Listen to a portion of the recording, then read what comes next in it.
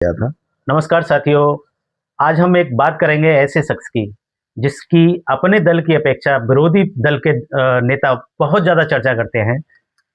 हमारे साथ में है मेयर का चुनाव लड़ चुके सलमान शाही साहब। सलमान साहब, आपका बहुत बहुत स्वागत है हमारे चैनल पे। और हमारे दर्शक जानना चाहते हैं, आपका जो दल है बसपा, इससे ज़्यादा आपका चर्चा जो होती है विरोधी दल बहुत करते हैं आपकी चर्चा। क्या कहते हैं, क्या मानते हैं आप इसको लेके? बहुत शुक्रिया आपका और आपके चैनल का। देखिए, जब हम लोग सामाजिक जीवन में हैं, सियासत कर रहे हैं, तो इन बातों का कोई मतलब नहीं रह जाता। हमारा उद्देश्य सिर्फ ये रहना चाहिए कि हम अपने लोगों के साथ खड़े रहकर किसी भी स्तर पर उनका हर संभव मदद करने का काम करें, और यही मेरा प्रयास रहता है। और मैं कभी दल को नहीं मानता। कोई विरोधी दल का आदमी, कोई सत्ता दल का आदमी, कोई निर्दल व्यक्ति मेरे पास अगर आम जन की मदद के लिए या स्वयं की मदद के लिए कभी भी आता है, तो मेरा कोशिश रहती है कि मैं उसकी मदद कर सकूं। और इसी का नतीजा है कि विरोधी दल जो है अपने दल से ज़्यादा मेरी चिंता करते हैं। लेकिन मेरे साथ अच्छी बात यह है कि मुझे सभी दलों के लोग बहुत प्यार करते हैं। मैं सभी का बहुत शुक्रगुजार हूं, और इस बात के लिए ज्यादा शुक्रगुजार हूं कि सभी दलों के लोग मेरे पास आम जन की मदद के लिए लोगों को भेजते हैं, और मैं उस काम को कर पाता हूं। 2024 में आपने मेयर का चुनाव लड़ा, जमीनी नेता माने जाते हैं आप। शहर के लोगों में भी चर्चाएं बहुत थी कि भाई सलमान साहिब बहुत अच्छा करेंगे, लेकिन जब वोट पड़ा और जो नतीजे निकल के आए तो आप तीसरे नंबर पर रह गए। क्या कारण रहा जो आपको, जिस तरह से आपको प्यार मिलता है शहर के लोगों से, नतीजे उसमें कन्वर्ट नहीं हो पाए? क्या क्या मानते हैं आप इसको? देखिए, मेरा पहला चुनाव था और मैंने समाजवादी पार्टी छोड़कर बहुजन समाज पार्टी से चुनाव लड़ा था। 3 दिन की तैयारी थी। हजारों लोग ऐसे मिले मुझे जिन्होंने कहा कि मैंने आपको वोट दिया। मैंने पूछा कहाँ दिया, कि साइकिल पे दिया। हम 45 वार्डों पर चुनाव नहीं लड़ पाए। तीसरा, एक माहौल ये बना दिया, क्योंकि जो महापौर निर्वाचित हुए हैं उनके पास आम जन के लिए कोई सोच नहीं है। आम जन के लिए उनके पास न तब कोई किया हुआ काम था, न अब कोई किया हुआ काम है। वो पैसे की ताकत से सिंबल लेकर आए थे, पैसे की ताकत से उन्होंने चुनाव लड़ा। हमारे जो विरोधी थे उनको किस तरह से मैनेज किया, आज वो मैं उस चीजों पर चर्चा नहीं करना चाहता। लेकिन मेरा मानना यह है कि लोकतंत्र में हार और जीत दो ही चीजें हैं।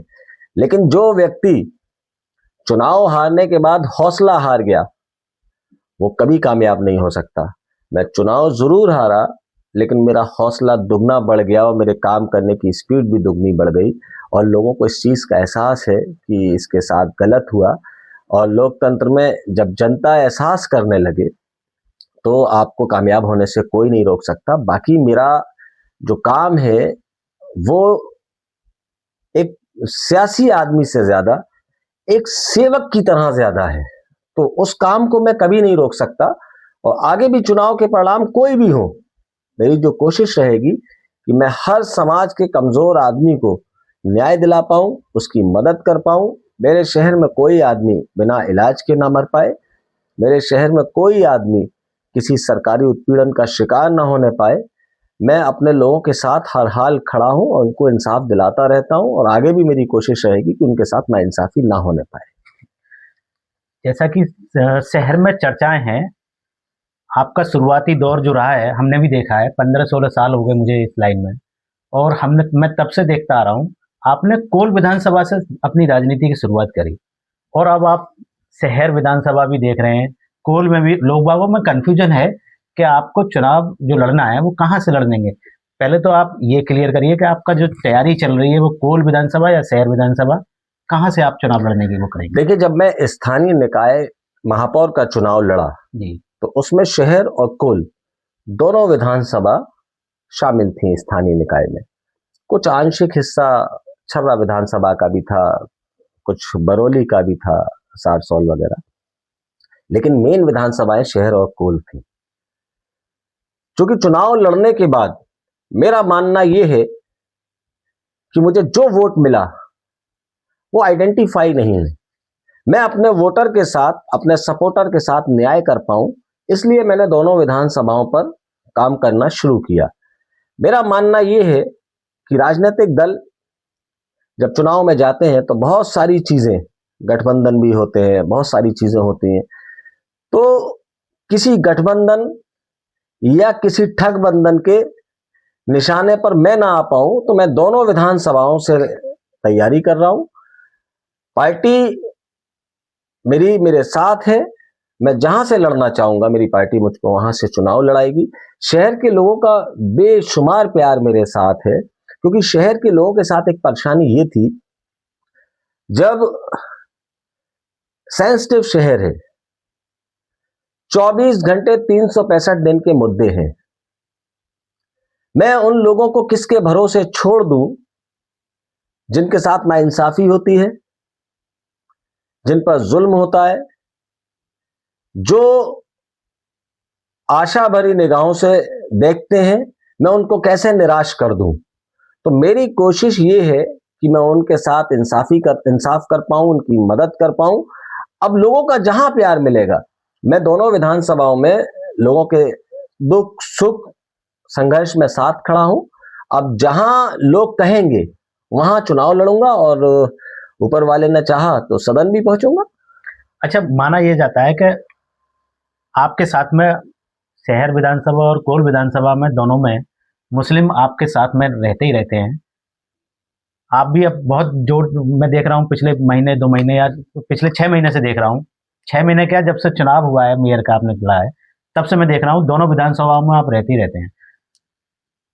बहुत सारे लोग ये कहते हैं कि जो दूसरा दल है, एक और दल है जो मुस्लिमों का हितैषी बनता है, उनके जो नेता हैं वो पब्लिक के बीच में नजर नहीं आते, इसलिए वो जो जनता है वो आपसे बहुत उम्मीद लगाए हुए।